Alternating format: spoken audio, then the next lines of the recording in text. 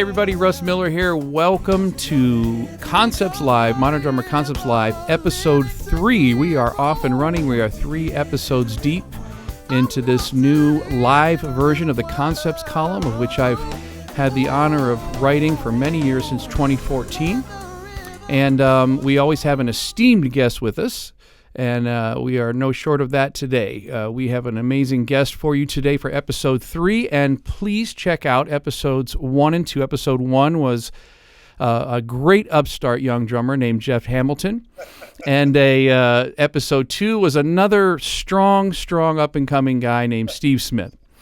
And please check out Episodes 1 and 2 with my good friends Jeff Hamilton and Steve Smith, and just amazing information there, and we are set to receive some more of that today for sure. So, second Tuesday of every month is a new episode, so watch for that at the YouTube channel of Modern Drummer Magazine, and we discuss a past or a present column each week and get obviously another guest's opinion or vision of that topic as well, rather than mine. And we are going to discuss that today. This particular article is from October of 2016, and the name of it is Retooling Your Business Plan. Now, as you know, if you've read the column or seen any of Concept Live episodes, I always have a quote that goes along with one of the columns that I use sort of as a foundation to base off of what we're talking about. And today's quote is, and I'm going to read this, "Don't get stuck on a business plan just because it was your business plan." And that seems very simple, but it's something that a lot of us do, and we're going to talk in depth about that with our guest today. That quote is from Ryan Kavanaugh. We'll put a picture of Mr. Kavanaugh up. Now, he's an extremely successful movie producer and CEO. He founded Relativity Media. Now, you probably saw that video ID many times in front of major movies, and some of those movies include Immortals and Limitless, Mirror Mirror, Safe Heaven, The Social Network, Mamma Mia, 3:10 to Yuma, tons of them. And one of them I played on, Dear John, actually. Ryan Kavanaugh, that quote, "Don't get stuck on a business plan just because it was your business plan." So, ironically enough, it's funny, I called this guest to do this because I thought he'd be perfect for it. And then I read through the article, as I said, I thought, well, this would be a great article for him to talk to us about. And then I didn't realize that I actually mentioned him in the article. So I think it's just perfect. And this man really needs no introduction, certainly to the fans of Modern Drummer Magazine. But he's been a great friend of mine for many, many years. I've told him this to his face. He's equally as influential as any of the major drummers that I've seen in my life, from Tony Williams to Steve Gadd to any of those guys, in his own way into the drumming and the world of drumming and what drumming is. And he's done so much for what we know and do as drummers globally, and has such an amazing outreach globally, and has been doing it literally forever. And we'll talk about when we first met, but I think I was 2 years old when I first met him. He was 60 at the time. But no, I'm just joking. Okay, our guest today is the amazing and esteemed global ambassador of drumming, Mr. Dom Famularo. Welcome, Dom, to Concepts Live. Thank you, Russ. This is great to be here with the Concepts Live. What you're doing is fantastic. The articles, I always read them, all of them, and I share them with my students. They all get Modern Drummer, so it's kind of required reading, because What you're offering is a focus on the bigger picture of where success is, however you define success. Yeah, and it's everything surrounding playing almost. You know, we mentioned playing a little bit, but, you know, it's really all about talking everything surrounding what we're doing with playing, like we are today with business plans. And and I appreciate you being here, man, taking the time out. I know you probably had a long day of working. I see you're in your drum studio there, which is an amazing little facility, and I know you just got done teaching just a few minutes ago. So thank you for hustling out and getting to us on this. Well, thank you, Russ, because this opportunity sitting down with you, I have admired you for all the many, many years. From when I think you first came to one of my clinics, I think you were 10 at the time. I was 12 years Ohio. old, yeah. And that was just incredible to experience. When I see these young players, you had that sparkle in your eyes. You always asked great questions, and you were into it at that age. And to me, that is the investment for me as an educator. That when I see someone like yourself, that really is the hook to fuel that enthusiasm. Yeah, absolutely. Which you have done on your own with the great teachers you've studied with, the great musicians you perform with, and the career that you have. It has grown now to see you as one of the most important leaders in the drumming community. This is fantastic. Well, thank you. And likewise, yeah, I was 12 years old. I saw you, I think you were my second clinic. Roy Burns was my first one, which I had mentioned here before because he was the original writer of the Concepts column. So we had mentioned Roy. My second drum clinic at Zampino's Drum Shop in Canton, Ohio. Zampino. One of the great drum shops in the country. And you know what's so funny? I just met my good friends yesterday, Danny Carey, Kirk Covington, Joel Taylor, and all these guys. We went down to Pro Drum in Hollywood, and we saw Stan and Jerry and those guys. And, you know, we just wanted to be in the drum shop we're right in the middle of all this COVID madness still. And we wanted to see our great drum shop. We got our masks on, you know, but we're walking around the drum shop and we're just getting inspired by being there. We all bought some stuff. You know, I bought some DW hardware, and Stan's like, "Aren't you at a DW hardware at Dorsey?" I'm like, "Yeah, I don't care. We're here to, you know, to help, to support you guys and what you're doing." The great drum shops were just an amazing part of both of our careers. I mean, for so many years, and I want to see them continue. I want to see them get out of the COVID situation that we're in and thrive and flourish again, because I think they're so important to drums and drumming and what they bring to us. And you've spent so much time in them. I mean, it's amazing. I think I performed in every drum shop that was available at the time. Many of them are not with us anymore, those drum shops, but it was so great because drummers are in a really different kind of a breed. Yeah. And we need our own place. Even if it's in a larger retail store, if there's a drum department, we're happy there. Yeah, exactly. Drums are kind of spread up in the guitar area and the guys playing next to you. We don't appreciate that as much. So the drum shops really were the backbone and still are the backbone of how our industry moves forward. It is, and it was always the best players, the best teachers. Everyone was always hanging out, and the thing that I loved about that was it was a hangout. You know, it was a vibe. Like you learn stuff, you talk to people, and you know, I got gigs out of there because guys would sub you on stuff, and you would, you know, hang out with somebody, and they'd see you play, or we goof off on the drums in the shop, and then they'd, you know, think about subbing you on the Cohen bar mitzvah on Friday, you know, whatever it was. It didn't matter. It was a gig, and we started doing stuff, and it was the hang of it all. And, you know, it brings me to something really interesting. You know, one of the things that I've seen you do for so many years, and it's been so inspiring, is to take something that you believed in, which was your ability to inspire, to motivate, to educate, and using the drums as a vehicle and music as a vehicle, you know, just build what I would consider an empire of stuff. Over all these years, I've seen this build and build and build and build. And I mean, and you sort of created almost to the level of a niche playing. You know, when you would see a Stuart Copeland that had such a unique style of a niche playing, you know, this reggae pop, and it's like, wow, that's so defined, and he kind of created this unique thing that he took and rode through his career. I mean, it's almost to that level. You certainly have a sound and a vibe in your playing, but one of the things that has been amazing is watch you develop something that nobody's done or nobody's had, and I don't think anybody's done since at that level, and just take it into the stratosphere over all these years. And I mean, I can't tell you how inspiring it is to see that and what you've done with what you set out to do and what you've done with it over all these years. You know, Russ, it's been kind of interesting. We have to, the first thing we have to do is kind of believe in ourselves. Yeah.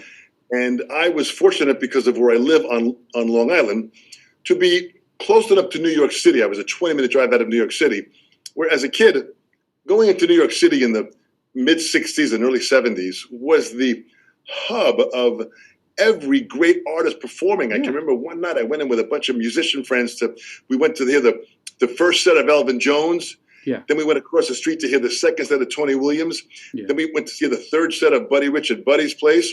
Yeah. And then we went to hear Steve Gadd at 7th Avenue South with the Right. Brecker brothers. McKells, yeah. In one night. I mean, it was like so much going on. So you were getting feedback and information and inspiration at such a pace. Yeah.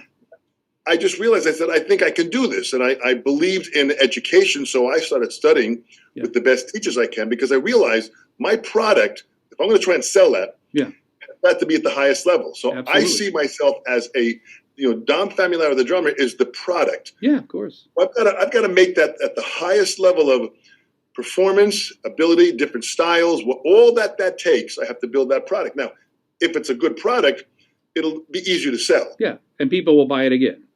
People will buy it again. So that product has to be constantly replenished with this constant student, this constant learning mentality.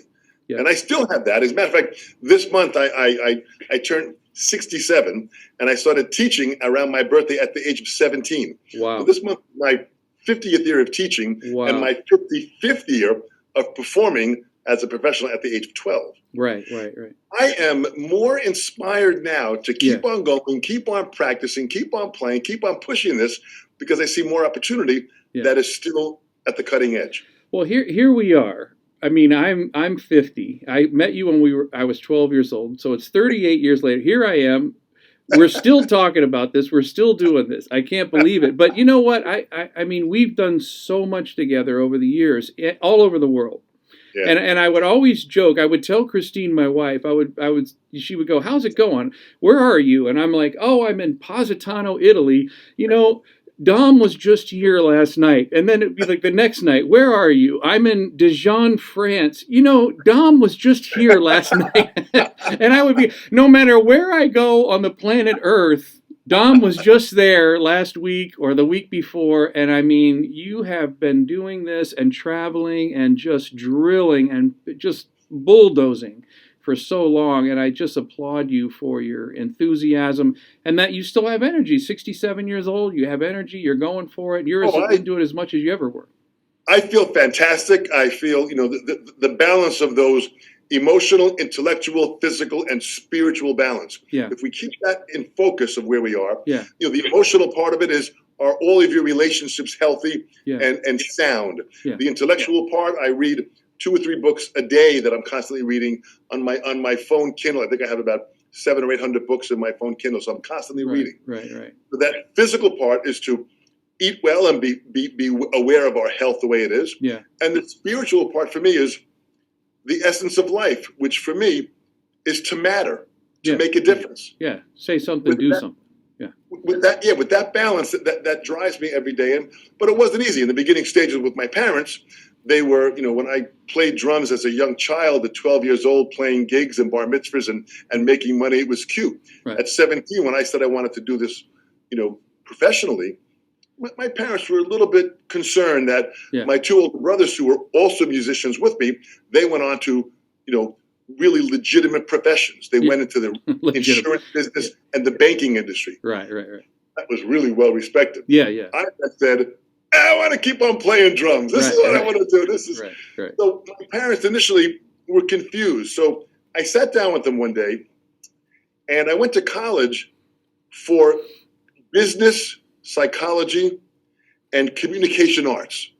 Interesting. Because at the time I was studying with Joe Morello, Jim Chapin, and I had lessons with Max Roach. Frank Ippolito's drum shop in 48th Street. Yeah. When I'd go up there, I had a couple of lessons with Papa Joe Jones. Amazing. It was a hangout place, like you mentioned. And when I was there, Frank Ippolito said, "Hey, Dom, you're here. You want a lesson with Elvin?"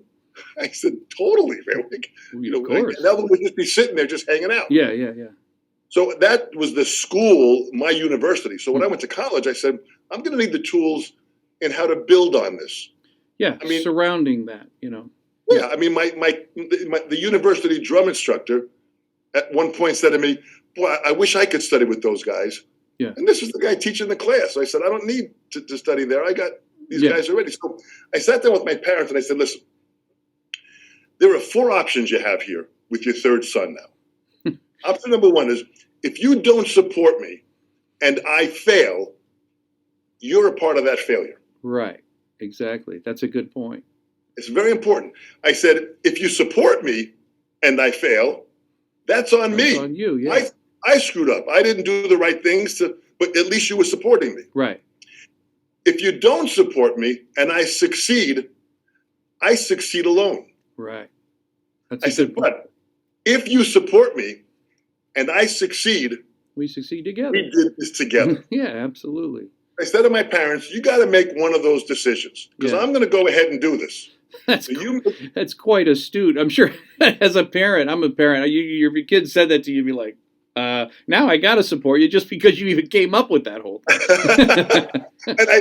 When I said it to them, both of them sat there a little numb. I said, listen, no pressure. You got time. Think about which one you want because whichever one you decide, I'm going to do this. Right. I've got a plan, and I see something that I see a void in this industry, right. And I'm going to go for it. So at one point the next day, my parents sat down with me and said, gee, we discussed it, and we want to support you. But what does that mean? Does that mean money? Right. I said, oh, not at all. I'm already working gigs.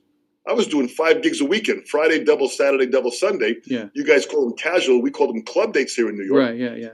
I was making a couple $100 a gig. I was making $1,000 a weekend. Right, yeah. Not including some of the big band dates or funk bands that I had during the week. Same with me, yeah. So I said, listen, the only support I need, I don't need money.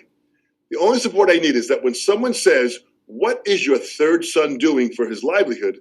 You proudly say, he's a musician and he's playing drums. Right. I just need you to believe in me to be proud of that. Right. Well, my parents lived to see me succeed at what I was doing on the covers of magazines and doing gigs, and they came to concerts of mine, and they were blown away by all this here. Right. And both of them individually on their deathbed, they said to me, you really did it. Yeah. And I said, no, we really did it. Yeah. That's amazing. That's a great story. And you know what? I was blessed the same. I was raised with my grandparents and my mom, and they just stood behind me the whole time and, and watched it just climb and climb. And my grandfather, he passed away a few years ago. He lived to be 96. But I mean, guys, friends of mine would come up and they would meet my grandfather. He would come to a show or something and they'd go, man, your grandfather's your biggest fan. Like he's, and I would say he's got every newspaper clipping, magazine cover, poster, he's got out all of it. He would collect it and he just followed it, and it makes you feel, it makes you feel like, hey, like you said, we're in this together. I can do this. People believe in me. That's really important. And that support is an injection of passion that, when someone's enthusiastic and they're passionate, people can't help but get sucked into that. Yeah, absolutely. And once they get sucked into it, now they've got a piece of the action. Yeah. Now they're involved. And you certainly have done that. I mean, you certainly have inspired countless people. And I applaud you for that. And what's really interesting about this, while we're talking about this, you started with that idea. Yeah. Okay. And now here we are 50 years later, like you said.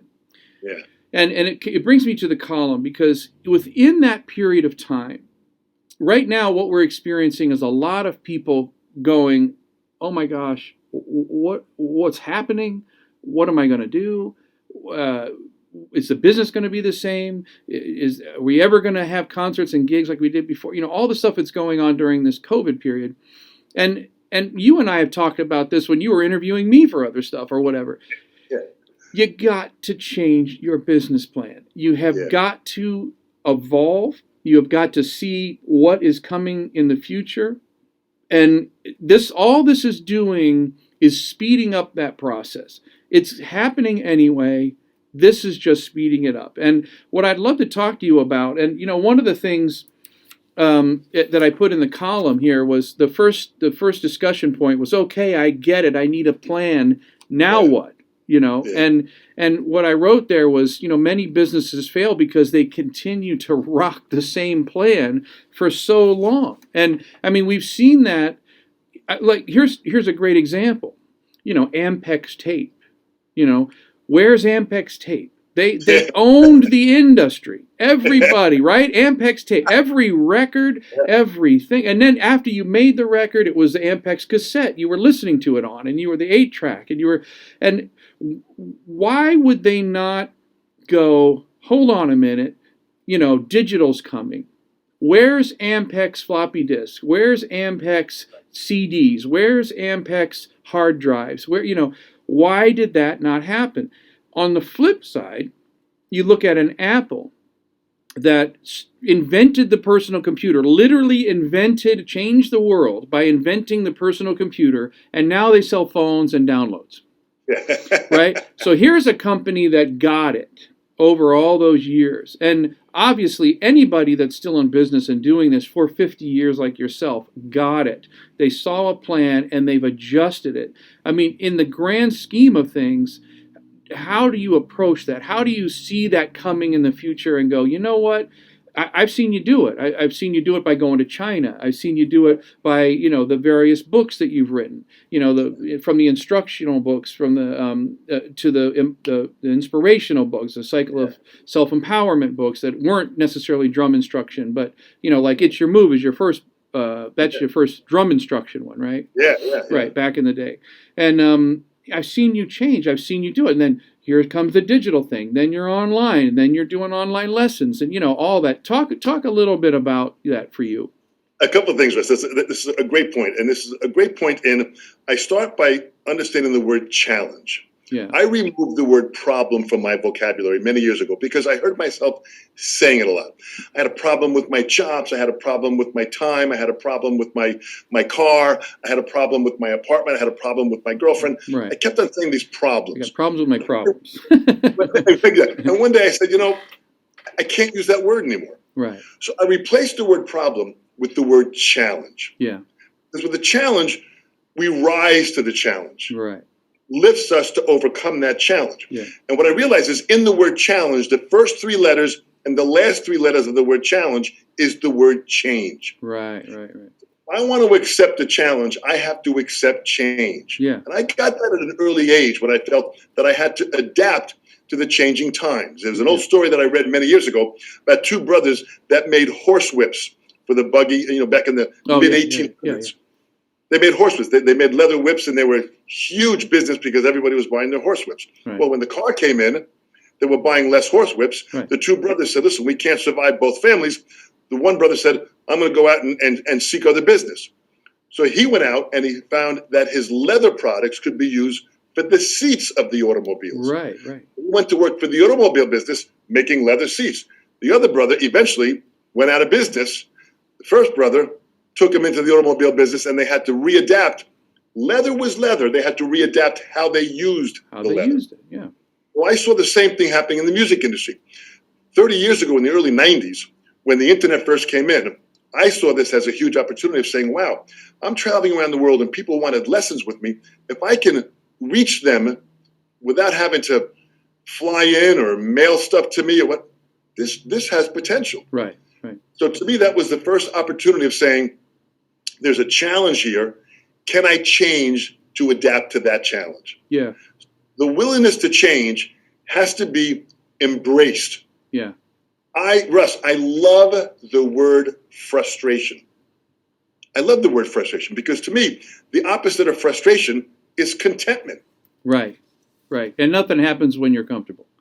Listen, that contentment to me is the kiss of death. Yeah. If I'm going to come home at 5 o'clock and grab my beer and turn the sports on, and that's my life for the rest of my life. Yeah. That's as close to death as I can imagine. Yeah. And you and I both know a lot of guys who have been successful.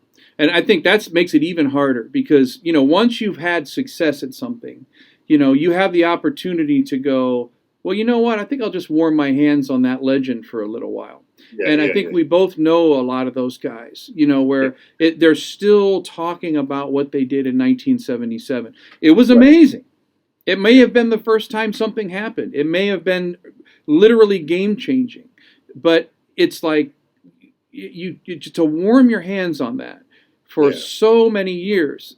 But then a lot of the same guys will turn around and say, I hate this business. It's not like it used to be, blah, blah, blah. And you're right, it isn't. But, come on, man. Like, nothing is like this. Like I said with Apple, nothing is like this. Right. And I mean, you're making that point. Either you adapt and you survive, or you die. Right, exactly. It really is. I kind of look at it that way. So to me, I want to keep this going. I don't have to really do it at this level of intensity, but to me, I'm having a lot of fun. Yeah. And I'm creating work for other people. Yeah. We're expanding the industry for what it is, and I'm helping to shape it. You know, when people kept on saying to me with this pandemic, oh my gosh, I'm just waiting for the new normal. I'm just waiting for the new normal. Yeah. I said, waiting for the new normal? I'm designing my new normal. That's it. You got to make the new normal. Yeah. Totally, but I'm mapping out my plan for the next 10, 15 years where I think this can happen. I'm waiting for the time where we're going to have holograms soon, where there's going to be a light device above us, and it'll capture me on my drum set, and someone will be able to take that and put that on their desk in front of them and rotate me while I'm playing and teaching, and they're going to have the full 360 view. Right. At that point, that's when I think I might get a toupee. That might help. I was going to say, I don't know if I want a whole 360 view of me. Maybe just we can limit to a few angles that work. But, you know, it's funny because we talked about the book is that you're working on, The Business and the Art of Art, right? Yeah. And that's not out yet, but coming out.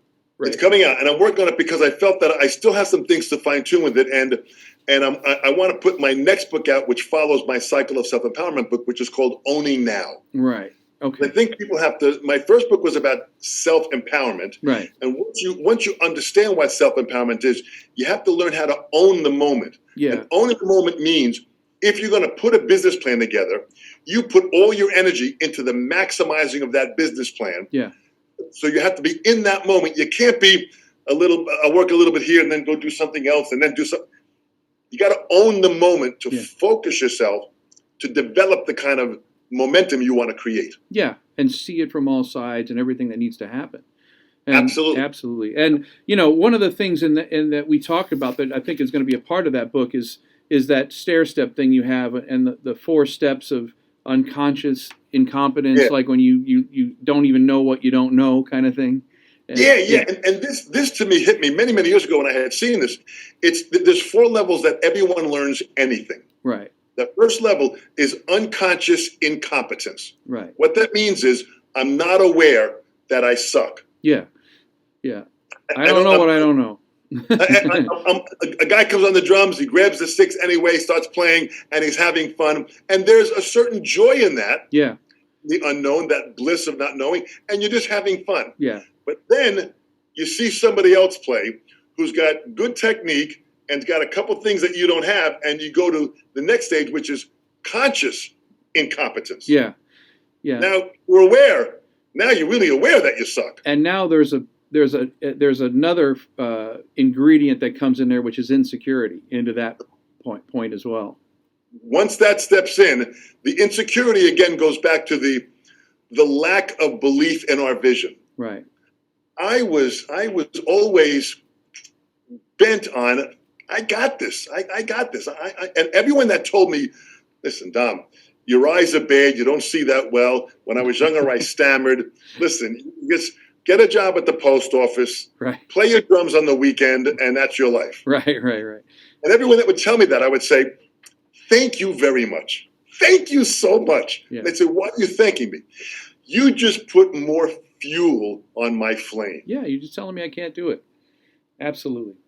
So with that, now that second level of conscious incompetence, now all of a sudden you realize I gotta learn something. So you go to the level of now conscious competence. You find an instructor, and now you're aware of what you have to work on. Yeah. That's where you put the time into that, and now you start developing that understanding of, now I know what I'm working on, I know what my weak points are, and I'm going to stay focused on improving that. Yeah. And when that becomes a real part of who you are, you go to that ultimate stage, which is that unconscious competence. Right.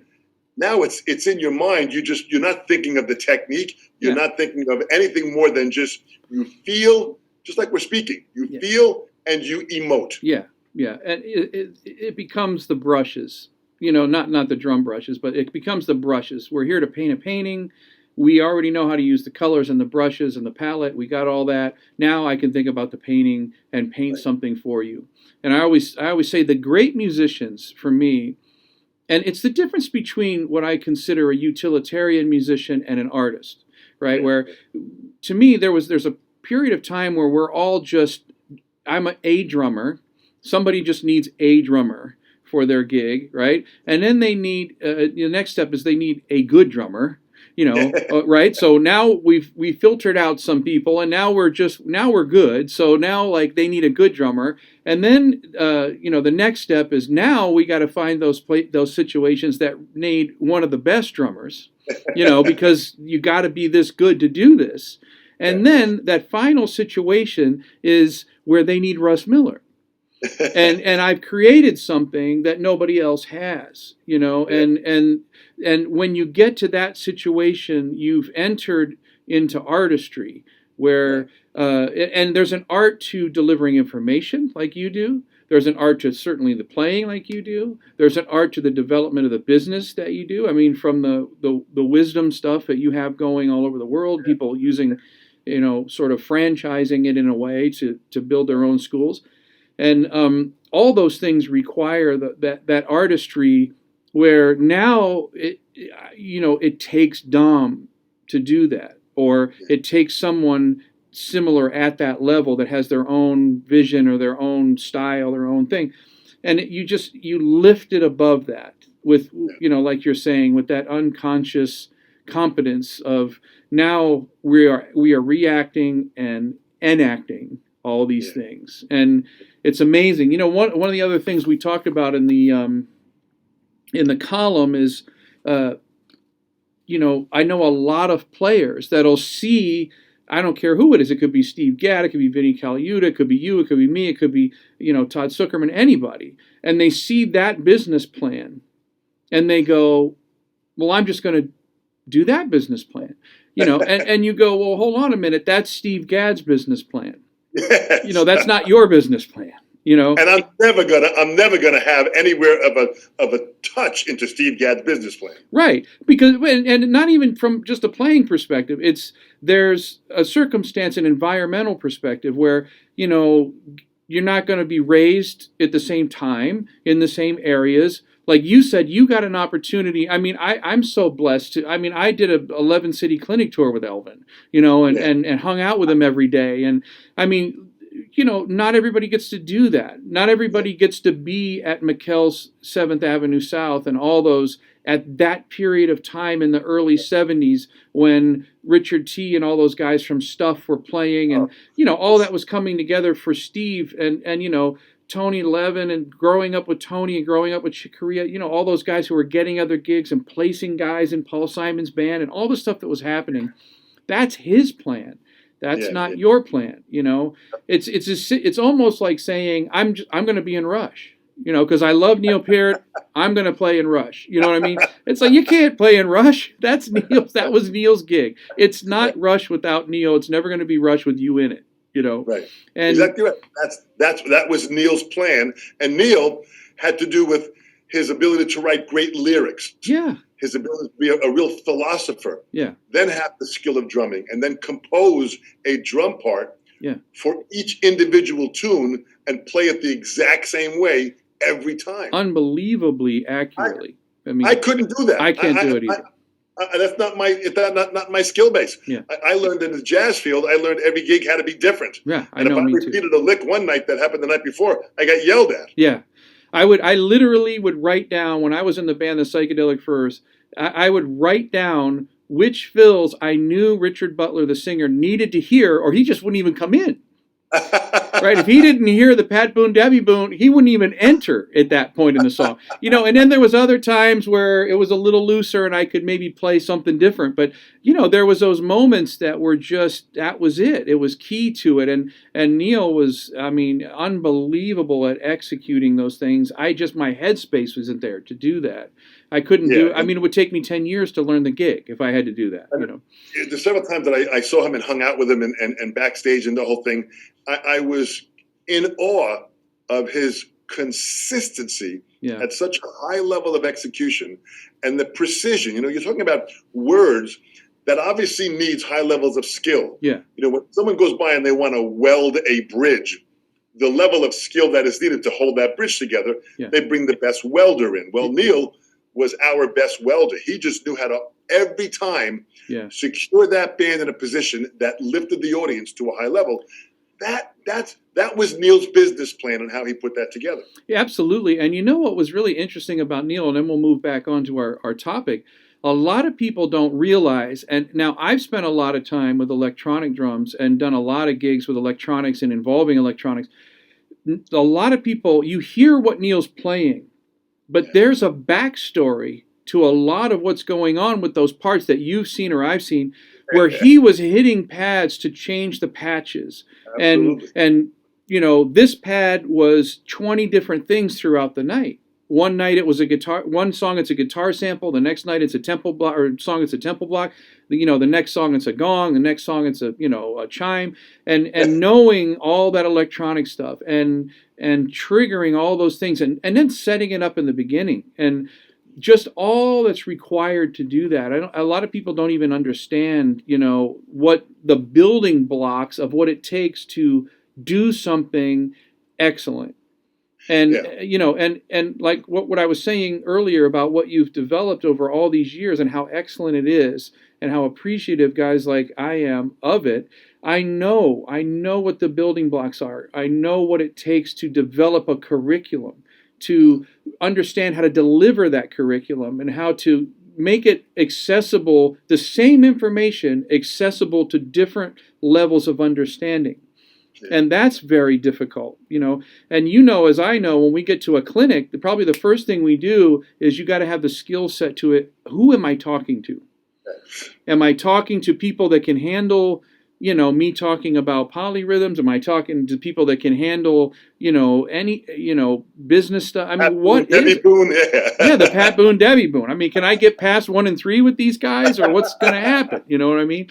And, that's a skill set that you've developed over these years. I've seen you, instantly when you're in a situation, I've seen your whole presentation either downshift, not an execution level, in level of information, either downshift or upshift, where you go, oh, he's got it in 5th gear tonight, he's got it, he took it down to 2nd gear because these guys are they're deer in the headlights at this guy, and I always do that. My job was to understand all the gears, right, and then decide what gear is best, because I always say, Russ, it's not about me. Yeah, it's about that audience. Can I reach them and communicate with them? Can I make a difference in their life where I can lift them? Well, I can't lift them unless I realize where they're starting from. Right. That's why before every performance, whether it's a clinic or a gig, I shake everyone's hand when they come in. I go out the line, and recently I was in the UK at the Manchester Drum Show, or it might have been in Birmingham, and there were like 1,000 people that were coming into my show, and I went out and I shook everybody's hand. Right. And when they started to announce me on stage, I told them, not yet, I got a few more people. I wanted to make sure I shook everyone's hand. Right. Then when I went up on stage, now by meeting them and shaking their hands, I'm reading the audience. For lack of better terms, I'm qualifying the audience. Right. I'm reading where they're at, how they're dressed, how they're welcoming me. Are they uptight? Are they stiff? Are they more relaxed? When you get that, now when I get on stage, I got it. Yeah. I know where I'm going to go with this here. So right. From a playing perspective and a teaching perspective, right? Both ways of especially if it's a metal crowd that comes in, they're young kids and they got tattoos and earrings and colorful hair. Yeah. I know where I'm going to go with that. Right. You break out the pedal stuff. You've got to play to the room. We grew up with that. And a lot of guys think it's volume, but it's not just volume. Like they say, well, you got to play to the room. It's like, the volume's part of it, but the other part is like, what are we saying here? Can we have this conversation, like you said? It really is. You got to call the crowd. In the young days, when I was leading the band, when I was 16, 17 years old, playing these different wedding bands, we'd go out there and wedding was there. They'd come in. At that time, we would play a cha-cha. Yeah. And we play boom, bam, bam. Yeah. And we're playing this cha-cha, and the band is grooving. No one's dancing. Right. For me, it was the shortest cha-cha on record. Right. Da-da-da, move on. That was it. Then we went to a ballad. We played a ballad.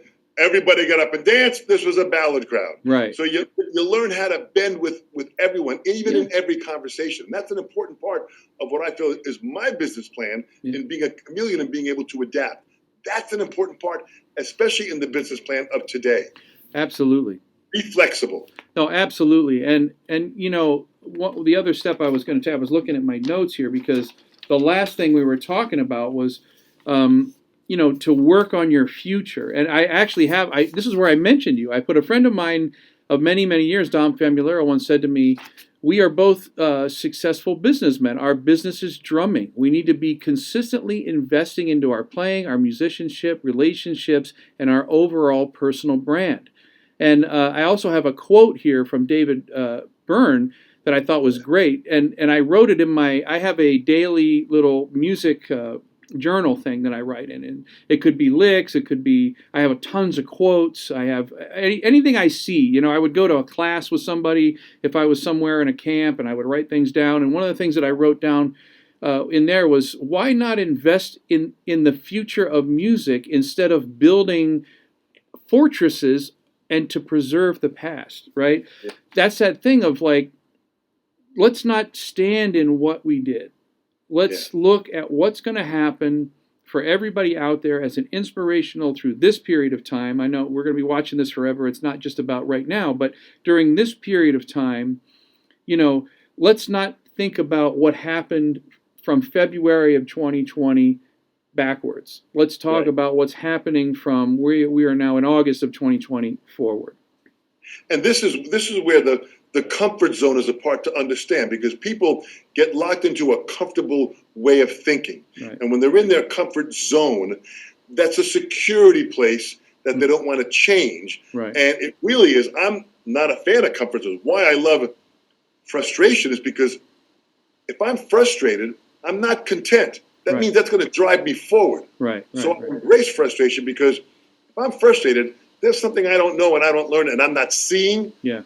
And I got to step into that to learn that, so I can move forward in where I want to take my life, my business, and my family, and everything. And it's uncomfortable, because as soon as you leave the contentment, there's a fear, right? Yeah. There's a fear, and I know we talked about your comfort zone thing that you have, and the first thing out of that is fear zone, and you go learning zone, and then growth zone. But I've always said, nothing happens when you're comfortable. It's not comfortable to practice 5 hours a day. It's not comfortable to try new equipment, to work on new things. It's not comfortable to spend time on the business side of your career. It's easier just to play. But I know you and I have talked about this before. You could be literally the next Buddy Rich, but if you're in your basement in Minnesota and nobody knows about it, what's the point? You and your mom are going to have a great time with this, and that's it, That is so true. And there are so many drummers that I meet that way. I've got other friends of mine who are fantastic saxophone player. His tone, his sound, his playing, his creativity, his emotion, everything about him is fantastic. But he's so insecure as a person, he doesn't want anyone to hear him. Right. And it's such a shame, because now we're talking about a personality challenge that is holding back that person. Listen, social media is important, but social media is about relationship cultivation. Yeah. It's about meeting new people. Right. When you meet these new people, you have to kind of have a place to send them, which is why a website is still important. Right, of course. When I develop these relationships on my fan page on Facebook and Instagram, et cetera, I then funnel them to my website, which has all of my scope of what I do. Right, and it's a business at the website. There's e-commerce. There's there's more information. There's links. There's all those things. All the things you can't do in Instagram or whatever. They don't even want you to get. You can't even put links at the top of Instagram to get them to the website. You gotta put it in the bio, not in the feed.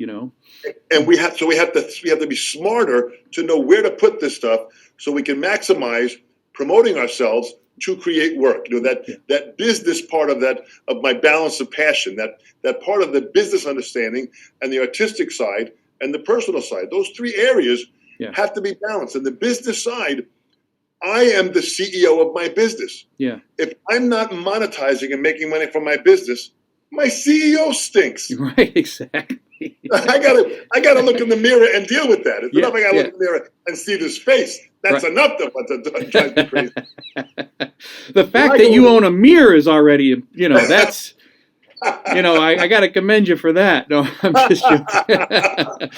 But, it's true. And, it's funny. We've talked about this before in the past, that I got guys coming to me going, hey, man, I'm really thinking about doing some online sessions. What you thinking?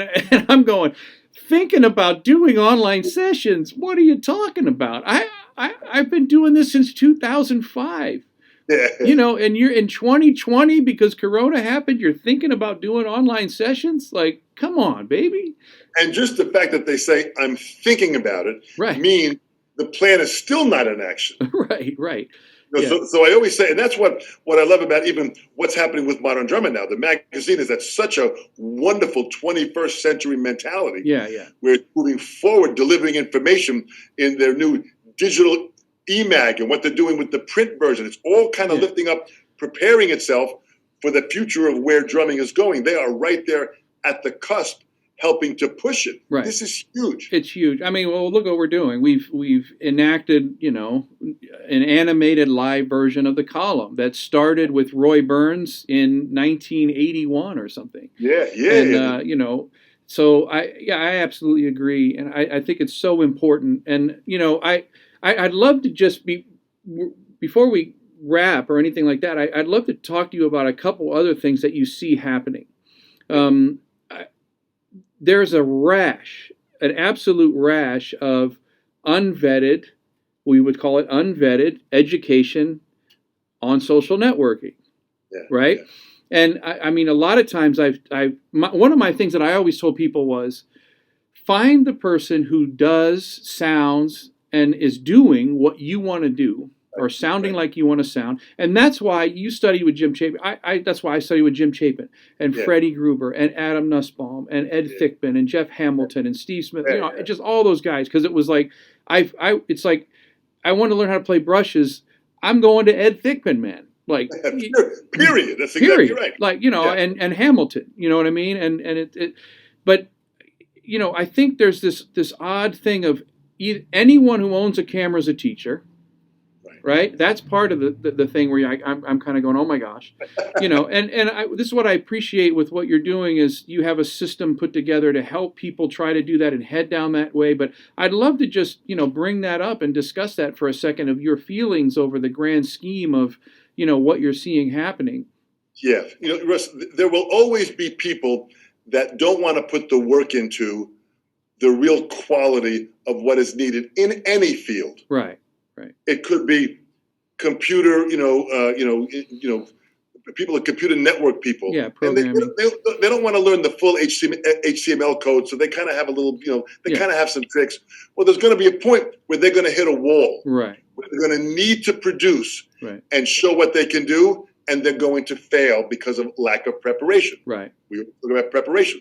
I felt where I wanted preparation. So when I studied with Joe Morello, the best student under George Lawrence Stone, when I studied with Chapin, the best student under Sanford Moeller, and then I moved out to California in 1976 to study with Shelley Mann, who was the best student under Billy Gladstone. Right. And I went at the Dick Grove workshop, and I said, listen, I'm here, Shelley. What? And he was just such a wealth of knowledge. So I kept on going out to seek the people that would give me quality so I had a better value of what I could offer. Yeah. Those people that do not have value, all in times, and it's been proven in the past, they will fail. They will. Because they're going to get to the wall, they're going to have to produce, and they cannot. Yeah. And I'm seeing that more and more now, where I've got over 3,000 students. This past week, I had 46 calls for new students. Right. And they all want to learn this concept of thinking better and mapping out a plan. And I want to help them all out. And I think they're starting to realize what they were doing wasn't working. Right. I think there's a lot of that out there now, where I'm starting to sense people are a little afraid that we're starting to see the man behind that curtain is not that valid. Absolutely. And we're on the cover of the magazine this month talking about online education and online schools. And one of the things with percussionpathway.com, which is my online school, is I've seen there's 4 years. It's a 4-year program. There's 160 videos and if you follow the curriculum and everything that's set up, the syllabus for each module, so on and so forth, it takes roughly 4 years. Of course, it's all dependent on how much you work on and everything else, but it's certainly not 4 months, and it's definitely not 4 weeks. And I have guys literally sign up and 3 weeks later go, when you doing more modules? And you're going, like, oh my gosh, What are you talking about? Like, there's no possible way that you got through those things in 3 weeks. You skimmed the surface, you chipped at it, and you moved on. And I just bring that up because I see a lot of people doing that, where they take a tiny piece and they go, I got it, and they move on. Part of it might be the lack of attention span of the generations that grew up with the internet. But I mean, I just want to encourage that. I've seen guys like you who I watched perform at a high level, inspire and educate at a high level when I was very young, and made me go, oh my gosh, like, if I'm going to stand on that stage and do a clinic, I got to be executing at this. I'm not just going to walk up there because I've done famous records and go, all right, I'm more famous than everyone here. Somebody asked me a question. You know what I mean? That's not what I'm going to do. I want to do I want to do a great job, like I've seen you do and everyone else, and do something excellent.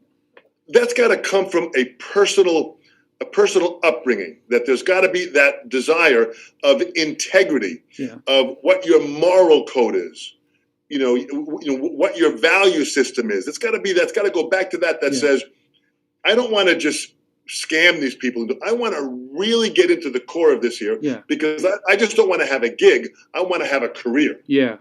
And, part of it too is I think I just want to encourage everybody to spend the time to see what happened before them, to learn, to build from the history, to work on that kind of stuff, and see what level of things was being executed at before you got there. You know what I mean? Because I think a lot of times people, they go, well, I'm going to do this, and they haven't spent the time to research who does this extremely well at a high level. Let me see how they're doing it and what I'm missing, And I think that's so important. And to have all of the materials that you've produced, from the cycle of self-empowerment stuff to the It's Your Move stuff for playing, to the new books that are coming, the business of art and of art and all those things that are happening. I just want to thank you for spending the time to do that and for sharing that information, because we've talked about that in the past before, that there's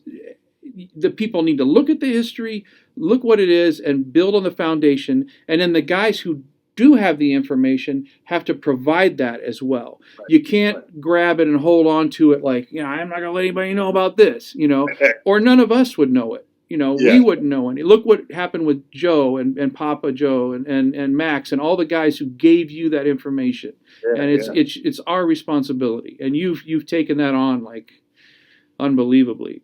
Well, it's information is out there. Good quality information is out there. And I believe that if I'm still a student, then I still keep my mind open enough to adapt to change. Yeah. Listen, I tell many of my students, you got to go to RMU. And they go, what's RMU? I go, Russ Miller University. That's what you're putting together, a 4-year plan. Yeah. RMU, it's Russ Miller University. It's a university kind of a plan. And if they can follow through that, in 4 years, if they follow your plan, in 4 years, they're going to be monsters. They're going to really understand the craft, and they're going to have and they're going to realize that 4 years, I'm ready for more now. Right. Then they're ready to tack on to what the next level might be. And then they can go from their 4-year program to their master's program. Right. That's how that has to work. And when they can finally adapt to that, and when people start getting the results from that, you're going to make a difference. And as you are now, people are going to start to say, wow, I've got to follow this legitimately. Yeah, it's difficult it's hard with the online education, as we mentioned in the article. I haven't seen the article yet; it's just coming out right now. But one of the things I think I mentioned was, when you're in person, when you're on a Zoom thing where we're personal, I can really hold your hand. I can make sure you're doing it. I can't do that for 500 people. I can't do that for 1,000 people. Right. But the information is there, and I think in this new era, in this new business plan, I think it's attention to detail cannot be lost, right? And everybody needs to sit through it. You spend so much time in the execution of the detail of all the things that you're teaching and doing, and all the inspirational things that are in the books. I just want to encourage everybody to have that attention to detail and to be excellent and to do the best you can possibly do. Do not skim the surface. You are not fooling anybody. That is for sure. You might think you are, but you are not.